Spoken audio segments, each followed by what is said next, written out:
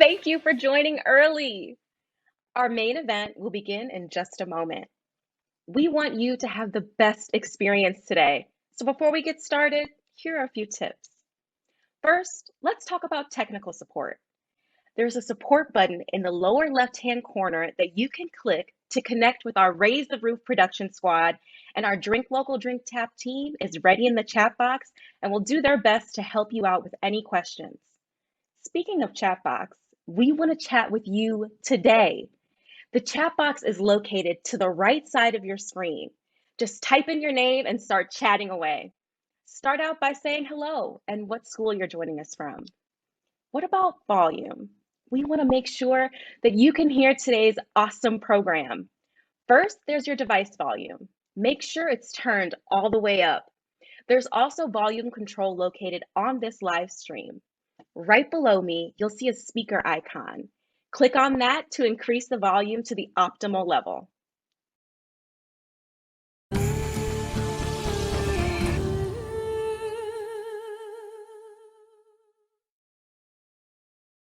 Hello, everyone, and welcome to World Water Day.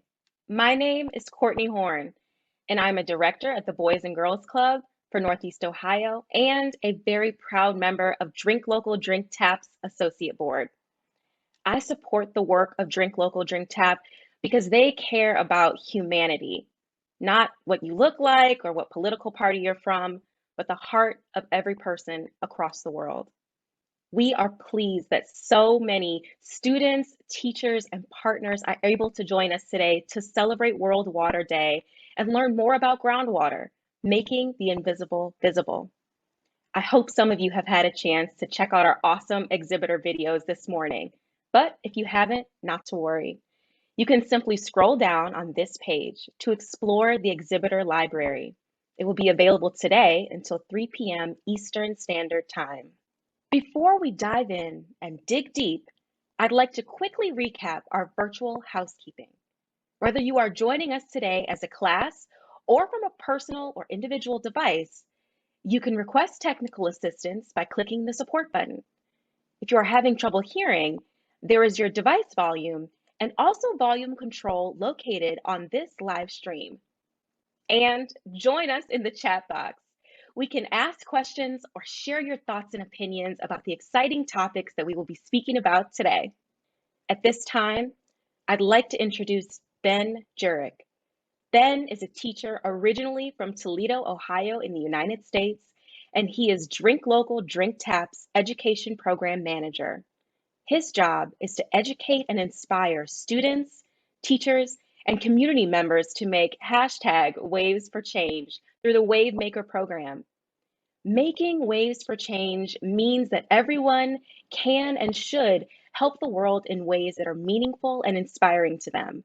Individual actions create ripples of positivity. Enough ripples can grow into big waves of change, both locally and globally. Ben inspires waves for change through in-classroom programming, hosting professional development sessions for teachers, amplifying student voices, and raising awareness for those who don't have access to water and sanitation. Thank you for joining. I hope you enjoy this special program featuring ways to amplify your voice and impact. Ben? Thank you, Courtney, and hello, everyone. World Water Day was started by the United Nations in 1993 as a reminder to take action on access to safe water. Drink Local Drink Tap celebrated its first World Water Day 13 years ago in 2010, and we continue to ensure the human right to water is realized. Everyone deserves clean water. We're excited to see classrooms from across the United States and the world. Our goal with this event, our curriculum, and our awesome new book is to support you in learning how you can make positive change in the world. You have the power. I'd like to share a video that captures what Drink Local Drink Tap does here in Ohio and also in Uganda. That will be followed by a clip of our executive director, Erin Huber. She travels there several times a year to meet with the team to strategize, advance plans, and ensure progress of Drink Local Drink Tap's mission. Let's take a look. This is a drop of clean water And this is the ripple effect. We are Drink Local, Drink Tap, where one person can make big waves when it comes to protecting our planet's fresh water supply, while also providing clean water to every single person on the planet. Because we dig clean water. No, really, we actually dig for it. But more on that in a bit. Who exactly is DLDT? Well, we're Clevelanders. And being from the Buckeye State means we've got a Great Lake for our own backyard. Which got us thinking, aren't there some other Great Lakes in Africa? If you took our Great Lakes here in the U.S. and combined them with Africa's Great Lakes, you'd have almost 50% of the world's unfrozen fresh water. There's no new water. What we have is what we got. So we got to take care of it. Our mission? It's simple, and best told in a circular way. First, we educate. We go into classrooms and communities to help spread the word about preserving our planet's clean water. Next, we engage. We bring people together throughout the year by hosting beach cleanups, fun runs, and all kinds of outdoor activities where we roll up our sleeves to make our water cleaner and accessible for all. Finally, we improve equity. We use the funds and awareness raised at our events to help people access clean water all around the world. For over 10 years, we've been working side by side with our Ugandan team to build safe, sustainable water sources in rural school communities, refugee settlements, and city slums. From beach cleanups to fundraising, our goal is to empower individuals, especially kids, so they're confident they can make a difference. It's not a talking point. Getting everyone involved is our high water mark. And by everyone, we mean everyone. In Uganda, local Ugandans are building our projects, not imported volunteers. Because we know the key to sustainable development is working hand in hand with communities on the ground to get water in the ground. That's one of the many reasons DLDT is so successful.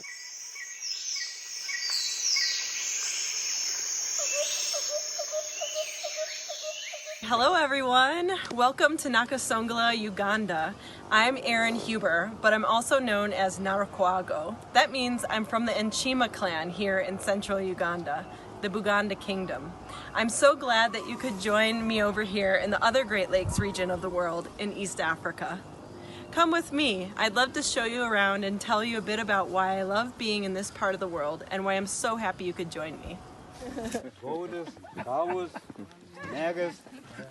I love eating fresh local food every day, hearing the sounds of the village, both humans and animals, and seeing the day-to-day routines of life. People work hard to get through each day with patience and strength. Ugandan culture is very polite, hospitable, and we take things step by step here. Pola and pola, slowly, slowly. My team and I have been working in this part of the world for over 10 years. On the surface is where extreme poverty floats daily. It may look bleak, but our story here is rich, with hope and innovation too. In the time that we've been working here, we've built 90 sustainable water projects for 30,000 people. And that's just one fun fact to celebrate.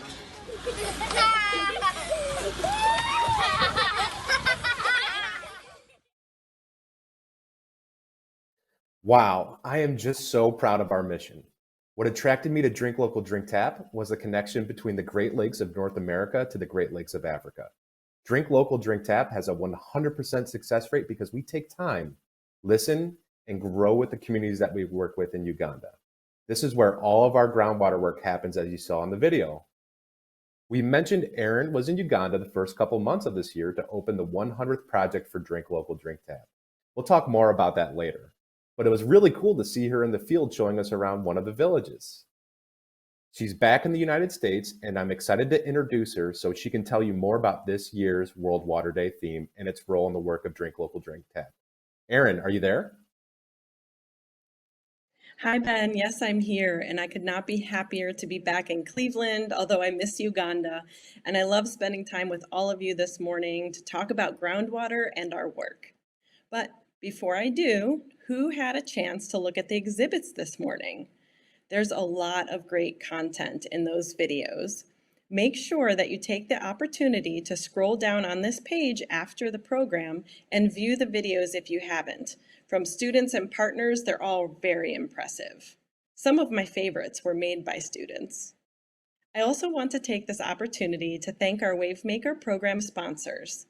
They help make events like World Water Day possible. Okay, so back to groundwater and why this topic is so important and selected as this year's theme for the United Nations World Water Day. So groundwater is invisible to most of us. It's under the ground. It's locked there in spaces called aquifers. 97% of all fresh water on Earth is groundwater. That means that we only have 3% above ground in lakes, rivers, streams, and frozen in glaciers. In the United States alone, 25% of all rain becomes groundwater, and 38% of Americans use groundwater daily. So you might be wondering, what's an aquifer? Well, an aquifer is a large space or a collection of tiny little holes between rocks or soil formations that hold water. And depending on many factors, this water is there from rain percolating downward, or it's ancient water from when the dinosaurs were here. And nature is truly incredible. When it rains, water filters down into the ground in natural recharge areas through different layers of soil. These can be wetlands, forests, natural lands, and as water filters down, it literally gets filtered. The plants above filter the water, and they help in that way. That's why wetlands and recharge areas are so important, as you see in the picture. After about 30 meters of going underground or 100 feet, no bacteria can live. Or to put it in another way, the deeper that you go below the surface, the cleaner the water. So groundwater, it's really crazy. It can be found at the surface or all the way down 30,000 feet or over 9,000 meters below the surface. You'll see the pumped well in the photo. This is in the unconfined aquifer. This is recharged from the rain. The confined aquifer is not recharged from the rain because it has a hard layer of rock. So when the rain comes down through the ground, the hard bedrock layer stops it. The water supply then stays above the confined bed, and that's where the pumped well happens to pull water from so that people and animals and agriculture can use it. So, what threats does groundwater face? Being invisible to many of us, groundwater is being threatened more and more. The use of our lands changes constantly. Our land use is changing from natural spaces like you just saw to being used by industry and kind of where we manage some of our waste like landfills. You'll see a list of ways that groundwater is threatened. This includes industrial waste that actually gets injected into the ground because we have no other place to put some of this waste. Landfills containing waste from our homes and businesses. These landfills can actually leak pollutants into the ground as well. Deforestation, the climate crisis, and overusing groundwater and not allowing the necessary time to recharge from rain, all of this is causing us to drill deeper and deeper and deeper for ancient water. This is very expensive, unnecessary, and it's truly not sustainable. And depleting our wetlands, removing our wetlands. This is changing the quality and the quantity, the amount of our groundwater supply. So over the last 11 years, I've seen a lot of changes and challenges in Uganda relating to water. I've watched the beautiful swamps and wetlands of Lake Victoria slowly disappear due to factories coming in, as you see in the photo, gas and petrol stations, and industrial sugarcane farms that drain the wetlands so that they can have cheap land to produce their product on.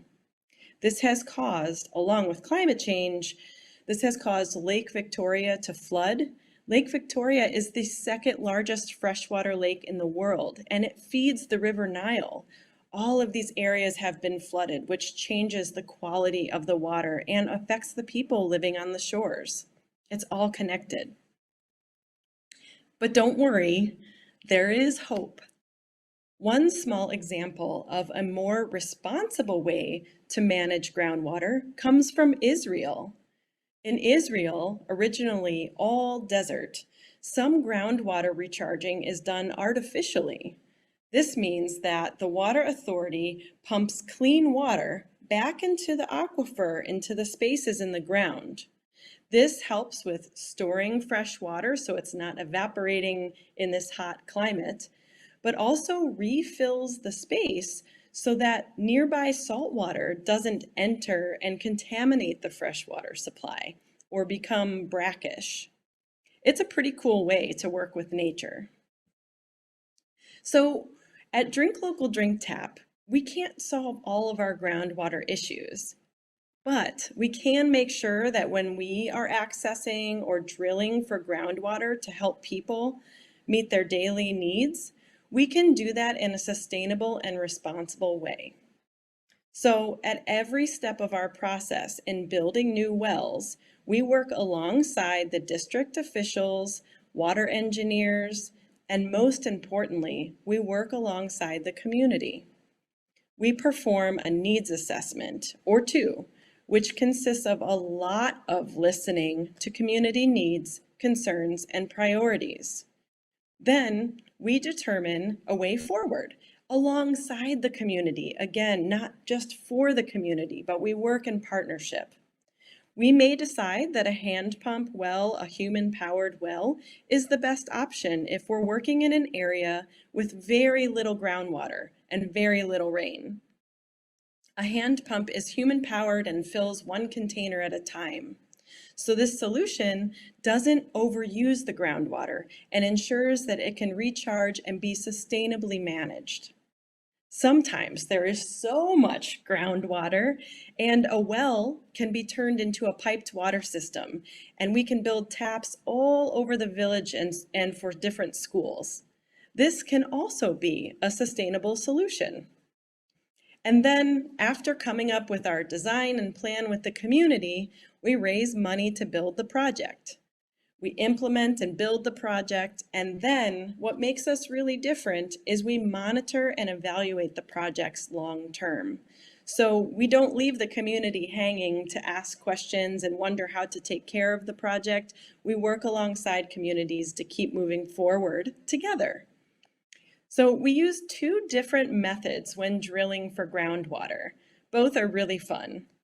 We use air drilling or mud drilling. So let's learn about how we make that decision in this video. So Johnson, let me ask you about the drilling process. So this drill that we have, what type of drilling are we doing? First of all, the drilling we are having, before I reach the drilling we are having, the process of drilling starts with surveying. So when we do the survey, we ascertain which point has potential to give us water and what type of drilling we will need to use. So here at Ibuye, we surveyed and we found out that really we need what we call muddy drilling. What's mud drilling? Muddy drilling, this is a drilling in a formation that is collapsing. What's a formation? A formation is a type of soil. Actually, in drilling language, when we talk about formation, it shows, is that soil strong? Is it a rock or is it a soft soil? A particular type of a soil. So wait, so there's different types of soil down. So we saw Sure. gravel, Sure. we saw sand, we saw some healthy organic stuff at the beginning. Sure. So as we're drilling down into the ground, we're reaching down through these different formations or these different layers of rock and soil. And our machine here, there's two types of drilling that we use. Air drilling, which goes through really hard rock, and this one, which goes through soft soil. So we're talking about soft formations down in the ground. So it's always really fun mud drilling, and I hope you learned a few new words in that video. But now let's watch a video that demonstrates the actual process of mud drilling. Let me explain just a little bit more about the mud drilling process. So in loose soils, what we do, ironically, drilling for water, we actually use water and we mix it with a polymer. Let me show you over here.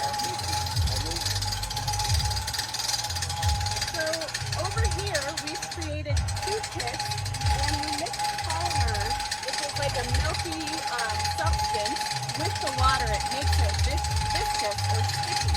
And we pump that water up through this tube over here, and basically it goes down into the borehole as we're drilling, and that polymer helps the walls of the borehole or the well not to collapse, because we need to get down to the groundwater to make it visible.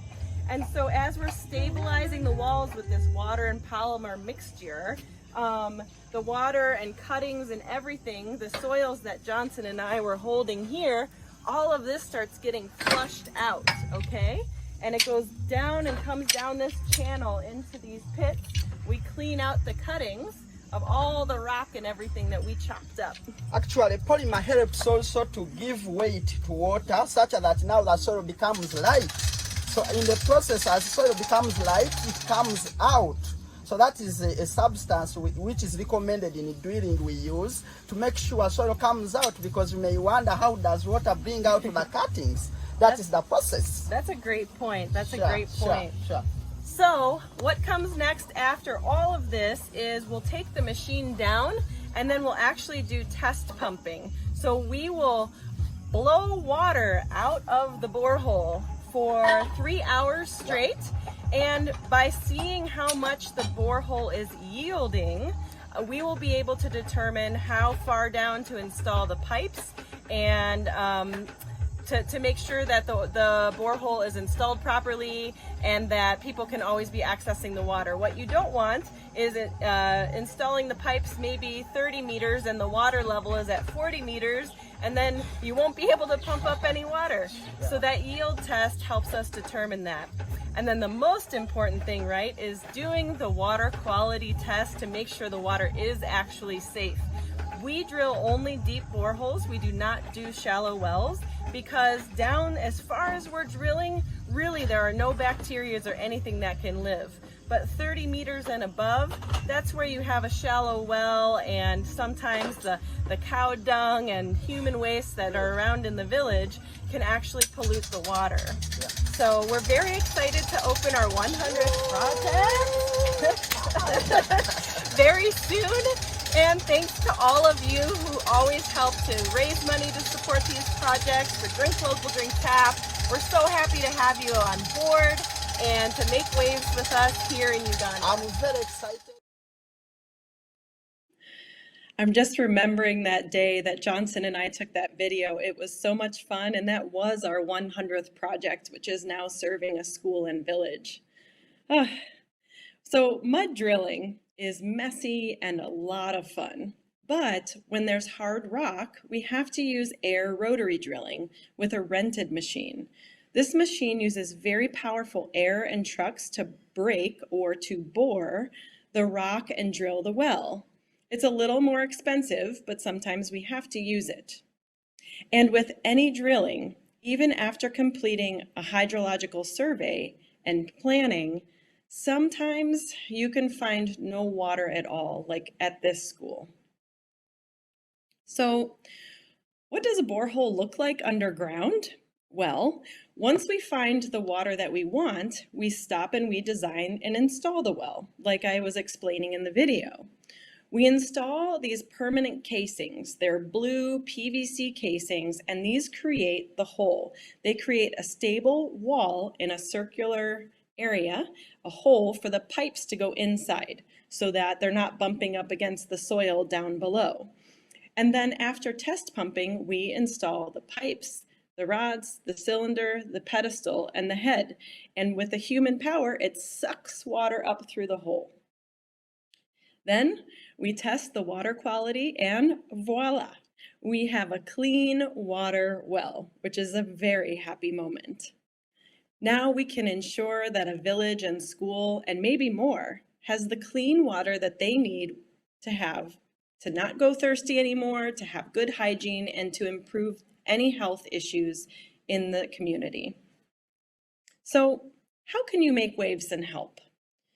Well, we have a really big goal right now.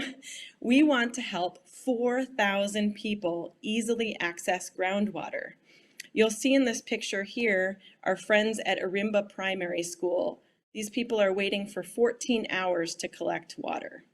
So we're trying to raise $20,000 with students towards a very big project to help these people. And guess what? With every dollar you raise, it's matched, a whole dollar is matched by our friends, the Dan and Ellen Zellman Family Foundation at the Jewish Federation of Cleveland. So if you raise $100, it actually turns into $200. Isn't that amazing? So we can help the people of Arimba, these 4,000 people who are waiting 14 hours in line for water. We can make it visible. We can make the groundwater visible and usable for this community in Arimba. And we can do it with your help. At this time, I would like to invite you to ask questions that you may have. Don't be shy. I know Johnson and I covered a lot of information, but there are no silly questions. Ben is going to help by finding your questions in the chat box. If we don't get to your question today, we'll make sure that we follow up post-event to make sure that we answer any questions you might have. So please give us your name and your school so we can reach out to you. All right, Erin, we have our first question. Do you always have to drill up to 50 meters to reach an aquifer? Good question. So there is no cookie cutter approach. We have to do a survey, which is like our instructions for drilling. Then we have to stop and read the soil and rock as we drill to tell us where to stop.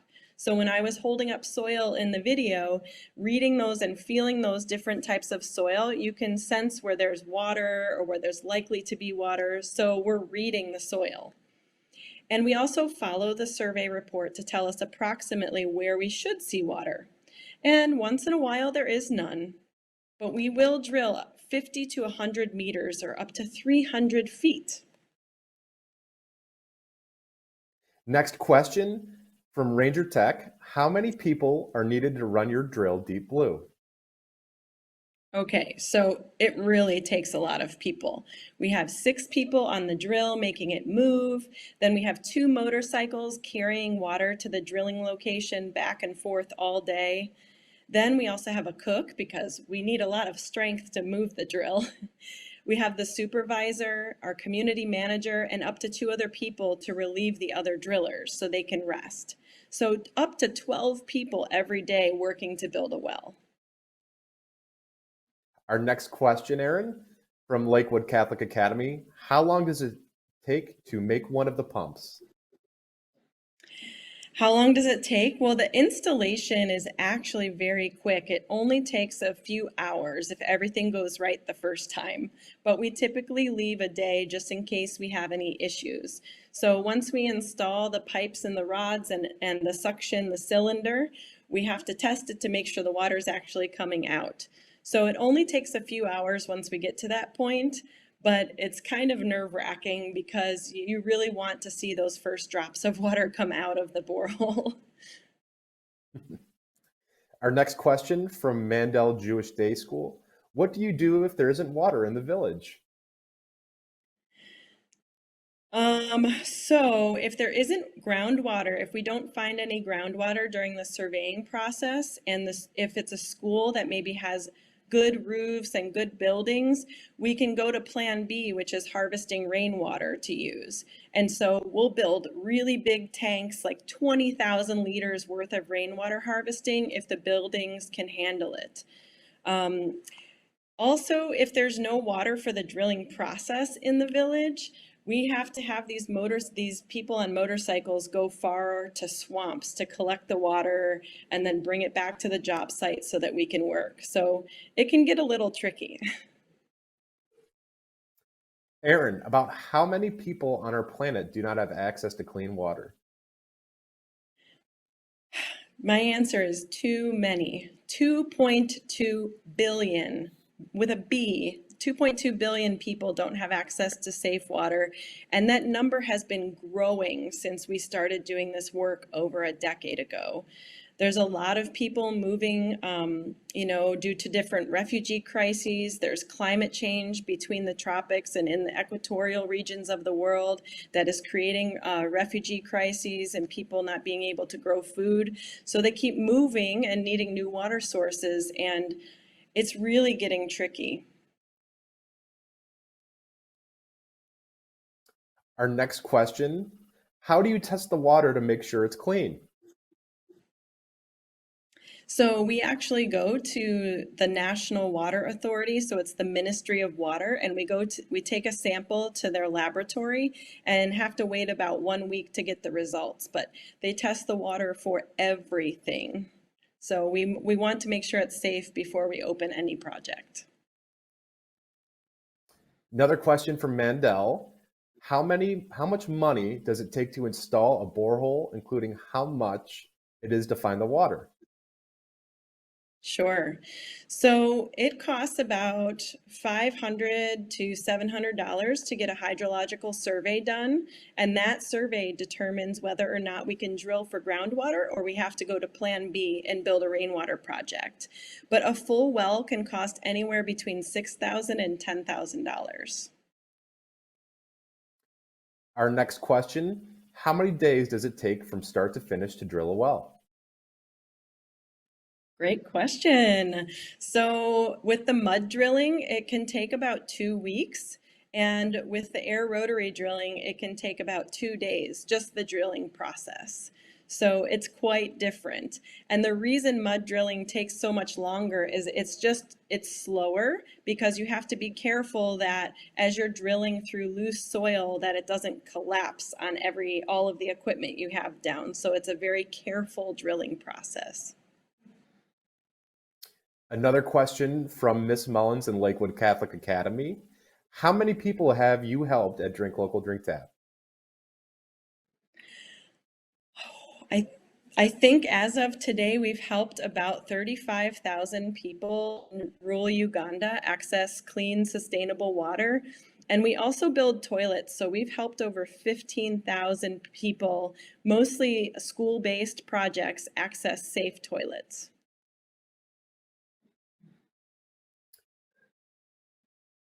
Does DLDT have a preferred drilling method, mud versus air?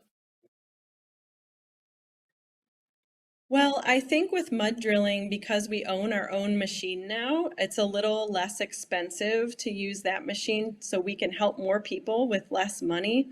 But it doesn't work in all areas. So you really just have to use the correct equipment. So I would answer that question by saying, I prefer using the correct equipment in the correct soils. How do you find who you're going to help next?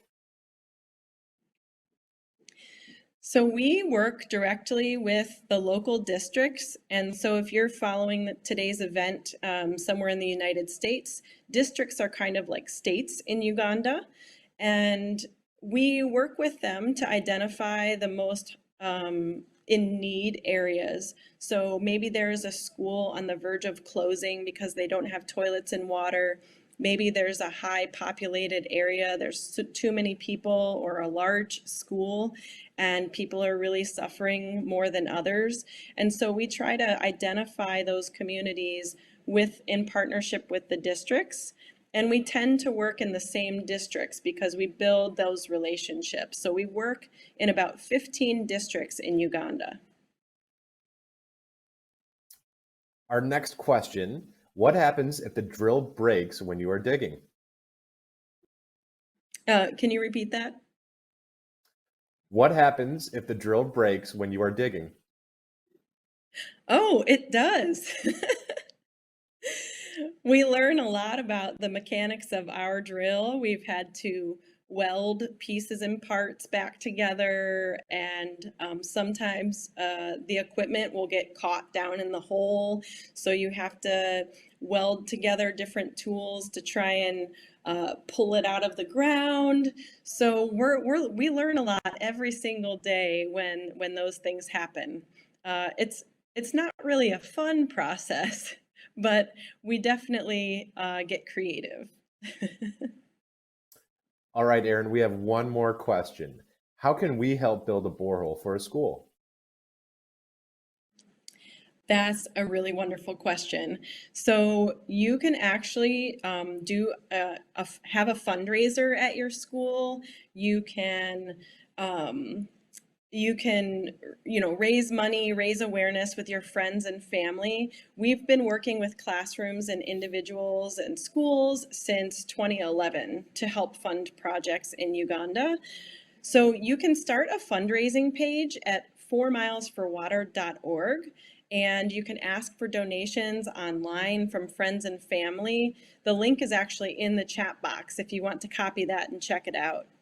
You can also raise money in your school or community in creative ways, and I would actually look to all of you to put some ideas about how you can raise money in the chat box. If you've fundraised for another good cause before, please put your ideas in the chat box and inspire your friends who are actually joining from all over the world today. It's important to set a goal when you're fundraising, but also to educate people about why they should donate. So maybe explaining to your friends and family that you came to this event today and you learned about groundwater and 2.2 billion people not having safe water, and you really want to help. It only costs about $30 to help someone with clean water for life. And as I mentioned earlier, right now all donations will be matched until the middle of June, dollar for dollar. So it's a great time to help. So Ben and I are always here if you need to brainstorm ideas. And even our book, Make Waves for Change, can help. I hope that our videos and my answers helped you to understand more about our work in groundwater today, and I encourage you to think about ways you can get involved. Sometimes we take for granted the things that we can't see, and really groundwater is just one example of something that is invisible, but very important to the community and the world. At Drink Local, Drink Tap, we want to change what access to water looks like. We want to make change and we want to inspire change. And we know that we need young people like all of you to help. That's right, Erin. As a teacher, I've seen firsthand how students, when given the proper tools and support, can do amazing things. How are we at Drink Local, Drink Tap supporting students and educators to make change? Well, we do everything we can. I'm glad you asked that question. Last year, we debuted a brand new free curriculum for educators. You can download it from our website. And this year, we published our very own book, Make Waves for Change. It's an action planning book that helps young adults to amplify their voice and impact on an issue they care about. So in just 4 chapters, this book provides a framework for its audience to research local and global issues and to make a plan and implement those, to make an action plan and then implement the plan. And after that, you can review your actions and scale your efforts and grow them. When I was a teenager, I needed this book. I felt like I had to solve every problem in the world all on my own.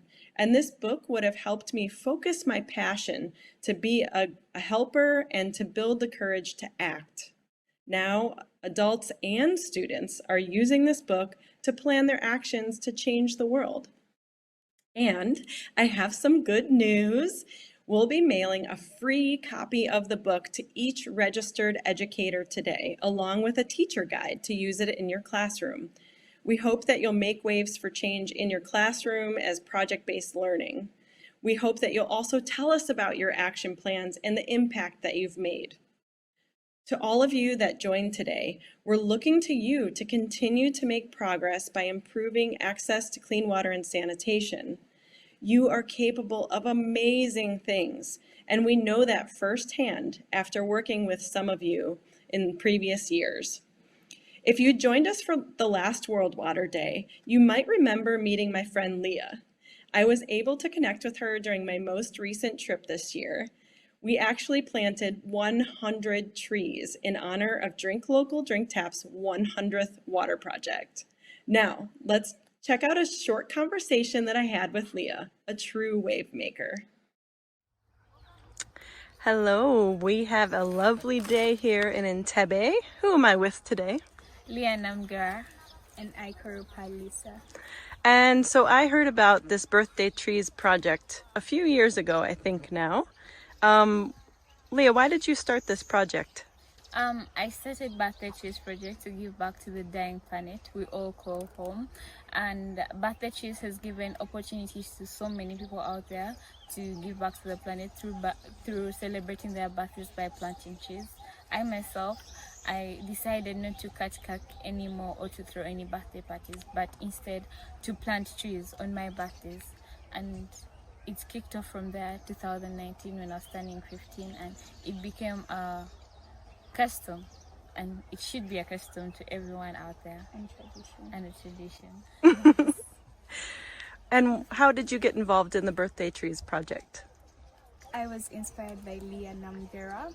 The very first time she came to me, she talked to me about the birthday trees and the climate crisis, which inspired me to continue growing trees with her. So I did everything possible to be in this team. That's wonderful. What types of trees are you planting? I plant indigenous trees. There is the Muvule, Musizi, and Musambia.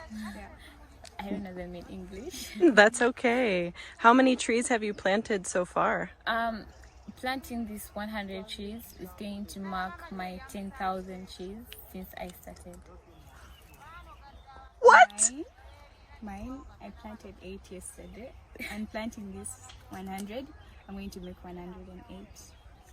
That's incredible. How many people normally join you, or how do you get the word out to have people inspired to do this? I get that out there through my social media platforms and through engaging with my friends. I normally do the tree planting with my friends. So, yes. That's wonderful. And I'm so excited here today to be planting 100 trees with all of you for our celebration of our 100th project at Drink Local, Drink Tap. I couldn't think of a better way to celebrate. It's really hard to believe that we've completed 100 projects, and actually 106 as of today. But it all started with one. It took a lot of planning, strategizing, creativity, and support to get here. At this time, I would like to welcome Ben back to introduce a few amazing people that support our mission and capture the true spirit of our work. Thank you, Erin. This year, we established 2 new awards specifically connected to our work with young people: the Wavemaker Teacher of the Year Award and the Wavemaker Student of the Year Award. To qualify for the award, an individual must have a history of participating in the Wavemaker program, help fundraise for a water project, and be a role model for their students and peers in making waves for change in the classroom and community. Let's visit Lakewood Catholic Academy to learn more about one of our award recipients. Teachers are superheroes. They're always there for their students, providing them with the tools they need to be successful in this world. Teachers inspire the next generation to take action in their community. They work hard every day to deliver a message of hope for the future. We have worked with teachers throughout Northeast Ohio and the United States to help educate and empower students to give them the tools they need to become future leaders. To highlight this, Drink Local, Drink Tap has created a Wavemaker of the Year Award to help amplify educators that go above and beyond their calling. This year's recipient is dedicated to clean water, holds an 8-year partnership with DLVT. She has an unwavering commitment to educating the youth to make our mission possible, and has been a constant support for DLVT. She is a perfect example of what it means to be a Wavemaker educator. She has raised over $7,000 for clean water and sanitation and holds an annual 4 Miles for Water event at her school. for her unwavering commitment to youth education, literacy, philanthropy on the topics of climate, sanitation, water scarcity, inspiring young people to become agents of change, I am pleased to award our partner, Mrs. Leah Nagy of Lakewood Catholic Academy, with the inaugural Drink Local, Drink Tap 2022 Wavemaker Teacher of the Year Award.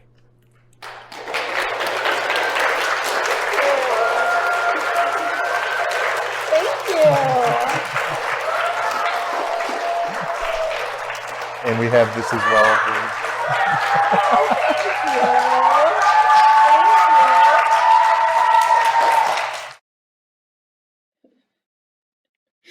We look forward to continuing to educate and inspire action at Lakewood Catholic Academy. We love working with you, Leah. Thank you. Let's get one more round of applause for Leah.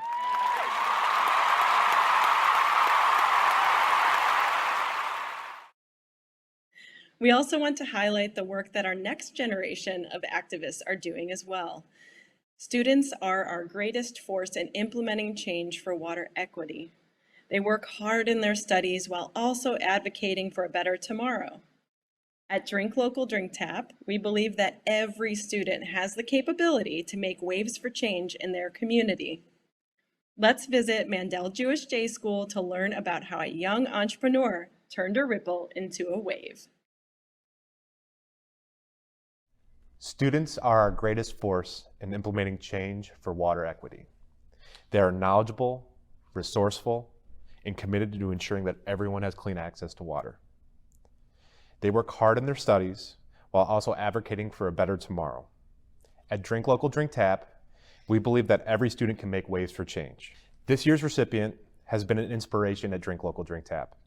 She's a 7th grade student at Mandel Jewish Day School in Beechwood, Ohio, who encountered Drink Local, Drink Tap during our educational programming.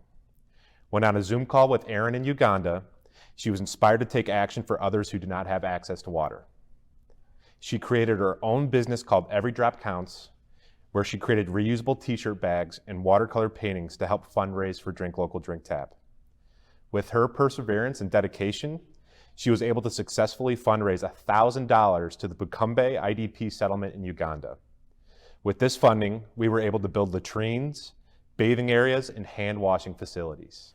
For her innovative and entrepreneurial development at Every Drop Counts, pairing individual creativity and personal sustainability with a philanthropic mission, helping to fund clean water and sanitation facilities in the Bukombe IDP settlement, I am pleased to award the inaugural Drink Local, Drink Tap 2022 Wavemaker Student of the Year Award to Lila Sukert.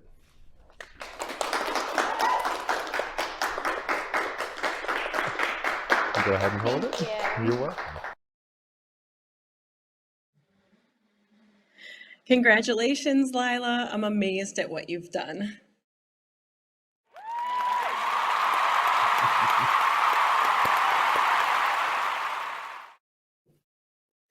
Today, we've learned about groundwater and how we can all make it visible.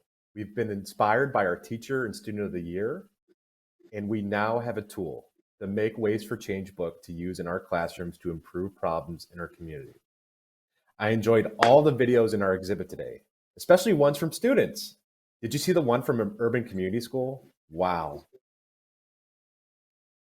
We are personally inviting you to join Drink Local, Drink Tap's Make Waves for Change movement to improve water equity and quality so that we all can have a chance to live and thrive.